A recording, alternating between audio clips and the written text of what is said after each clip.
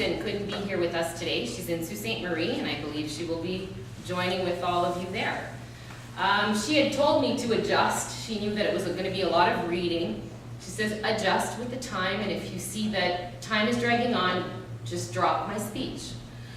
But after having read it, I don't think I could not read it. So here goes. And you might understand her very clever title, Driving to Work, Literally. As a full-time professor at Sault College, you might be wondering why my story is being told here, as I have a job that I love. Here's the rub. My job is in Sault Ste. Marie, and that's why I am not in Wawa today. For 13 years, I taught unemployed workers the skills required to get a good office job.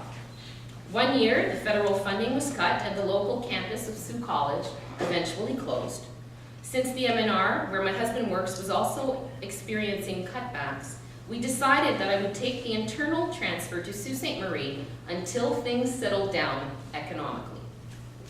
You will see as you carry on this afternoon that the drive to Sault Ste. Marie is a beautiful one that inspires and refreshes the soul most days.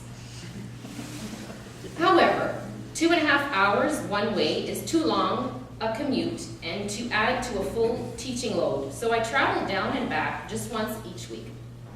The first year, the road was closed 69 times due to bad weather. But I was always on the right side of the closure and didn't miss a day of work. What we thought was going to be a short-term solution had continued, and I am now in my 13th year of traveling. Each time I taught, I thought I might open a business or take a position in Wawa. The economy went soft, so I carried on traveling. When AOD closed, the joke was that I could teach classes on how to commute, as there were many of us on the road at that time.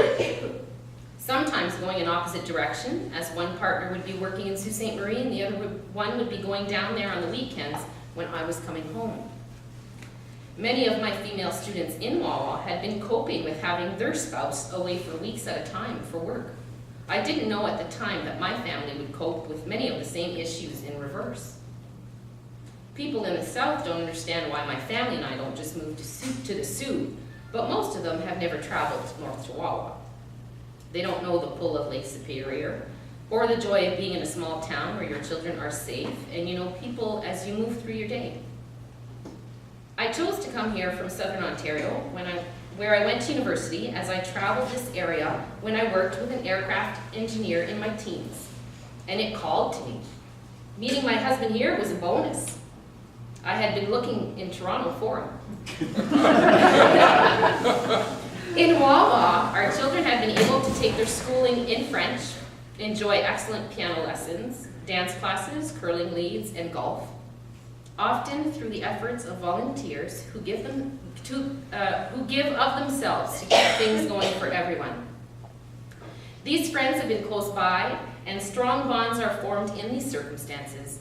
However, while they have been growing up, their classes have been shrinking as more and more children move away. My daughter is one of the only 2 girls in her class, and that's actually true because I teach her daughter, and there are 2 girls in that class.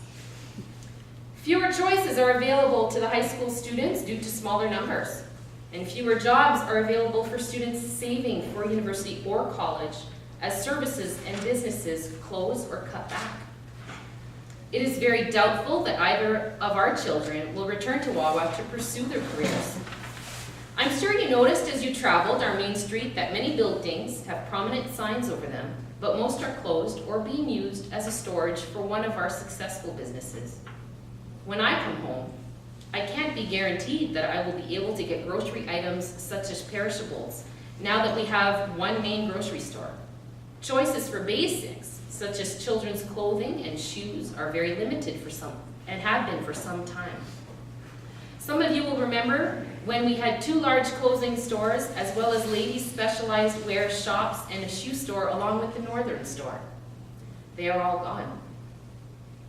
I feel lucky that I have a fulfilling work to do, even though keeping it has affected my family's life greatly. Helping my students learn the skills that allow them to obtain rewarding work for themselves has been a source of joy and satisfaction for me, and my family appreciates how important that is to me. Do I have solutions? Not to the big problems. My solution is to do what I can each day behind the scenes.